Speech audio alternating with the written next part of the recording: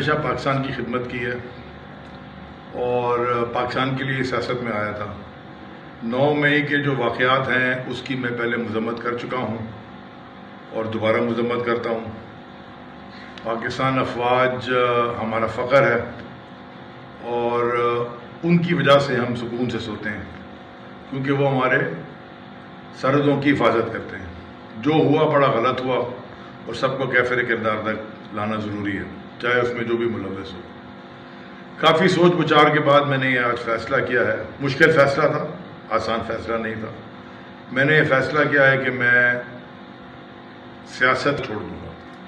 جب میں سیاست چھوڑ دوں گا تو پھر تحریک انصاف میں بھی جو میرا عہدہ ہے سندھ کی صدارت کا، کور کمیٹی کے ممبر کا یا MNA کا، سب سے میں استعفیٰ دیتا ہوں۔ میں پاکستان کی خدمت کرنے کی کوشش کروں گا، میں پاکستان کے لیے کام کروں گا، باہر سے انویسٹمنٹس لاؤں گا۔ پہلے بھی میں یہ کرتا رہا، سیاست سے پہلے بھی میں پاکستان کو فورن ایکسچینج لا کے دیتا رہا، ایکسپورٹ کرتا رہا۔ میں دوبارہ وہی کام کرنا چاہتا ہوں۔ سیاست کو میں خیر آباد کہتا ہوں۔ پاک فوج زندہ باد، پاکستان زندہ باد۔